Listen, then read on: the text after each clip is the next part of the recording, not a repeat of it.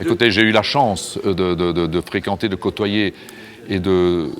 Oui, André Franquin durant 10 ans. Donc j'étais...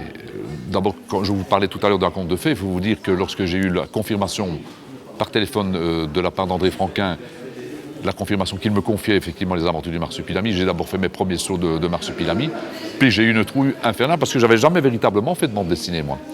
Si, j'avais travaillé pour les éditions de presse européenne, c'était pour des revues, des journaux qui étaient distribués dans les écoles. C'était le tremplin Bonjour d'Orumi, mais enfin c'était pour la Belgique.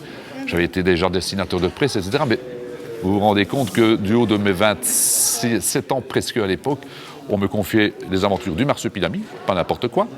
Un personnage emblématique que tout le monde attendait depuis très très longtemps.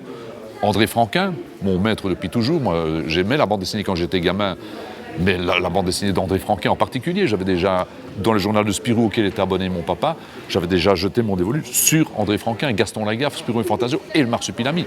Donc vous imaginez que lorsqu'on me le confie, en plus de ça, sur un scénario de grec, avec un tirage énorme, vous imaginez la pression. Donc je suis allé à l'époque tirer le bas du pantalon d'André Franquin en disant comment je fais là maintenant, c'est bien beau tout ça, mais...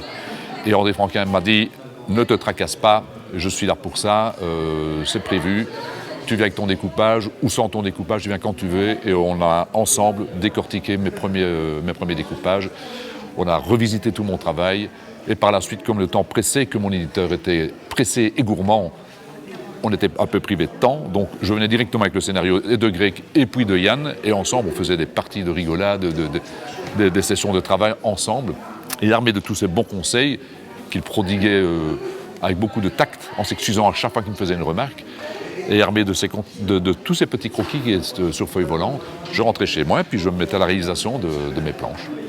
Là, bon, ça, c'est des souvenirs que je n'oublierai jamais. Vous me demandez si je m'en souviens, non seulement je m'en souviens, mais je n'oublierai jamais. André Franquin, c'était quelqu'un d'extraordinaire. Tout ce qu'on a pu dire sur lui, rien n'est galvaudé. C'était non seulement le talent que l'on sait, le génie, parce qu'il n'y en a pas 36 des génies, et c'était un grand bonhomme, généreux, délicat, enfin bref, on est très rapidement devenus amis.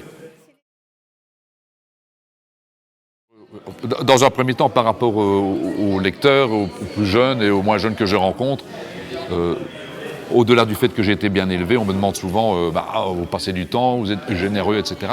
Je me sens aussi tellement redevable de ce cadeau qui m'a été fait. Et c'est toujours un vrai plaisir. De toute façon, quand je parle de mon éducation, moi je suis plein d'empathie, j'aime les gens. Donc c'est jamais une punition d'être ici, même si parfois c'est des heures et des heures durant. Mais bon, à part mes escarres, tout va bien. Mais, et effectivement, je reçois aussi régulièrement des étudiants à l'atelier. En toute modestie, un peu à l'instar du maître, je les guide, je leur donne mes conseils comme je peux. Ils les suivent ou pas. De la même façon qu'il y a pas moins d'un mois d'ici, j'ai reçu une stagiaire qui m'était envoyée par l'ERG, qui est une école d'art et de bande dessinée à Bruxelles, qui est venue passer 2 à 3 jours par semaine pendant 4 ou 5 semaines à l'atelier. Elle est venue avec son travail, on a découpé ensemble. Voilà, c'est du temps, passer ensemble, mais ça en vaut la peine. Et puis bon, André Franquin a consacré tellement de temps pour moi, je peux en relâcher un tout petit peu aussi. J'en ai scénarisé 2 et c'est là que j'ai pu me rendre compte que c'était très amusant, mais que c'est vraiment un métier à part, effectivement. Et là, depuis de nombreuses années, je travaille avec Stéphane Coleman. C'est vrai que j'ai eu la chance de travailler avec Grec, Yann, Fauché Adam, Dugommier. On m'a souvent demandé pourquoi je virais tous mes scénaristes. Je vire personne, moi. Ou ils s'en vont de eux-mêmes, ou c'est simplement mon éditeur de l'époque qui estimait que si les ventes n'étaient pas multipliées par 25, c'était à cause du scénario. Tellement j'avais bien capté le travail d'André Franquin. C'est faux. C'est simplement que c'est une tâche très, très, très difficile. Scénariser pour les aventures du Marsupilami, c'est d'autant plus difficile que c'est un personnage qui ne parle pas. Non seulement qui ne parle pas, mais qui ne pense pas. Si on pense aux bandes dessinées traditionnelles où il y a des animaux, on pense à Jolly Jumper, Milou, Spip, etc. C'est pas ces animaux pensent. Alors, en tout cas, le lecteur peut lire dans leur tête. Le Marsupilami, il se lève le matin, quel est son projet, il se lève et il dit je vais aller pêcher, je vais ramener quelques fruits au nid, puis j'irai un petit peu emmerder le jaguar, et puis basta. Nous, on est obligés régulièrement d'amener quelque chose qui vient perturber son petit microcosme, sa quiétude habituelle, et en fonction de ça, faire des aventures. Parce que le Marsupilami ne se lève pas investi d'une mission, lui, le matin. Hein. Je vous le répète, lui, c'est C'est un aventurier doublé d'un poète et il est surtout là pour se marrer et s'amuser. Comme la plupart d'entre nous, j'espère, mais ça ne suffit pas pour faire de belles histoires.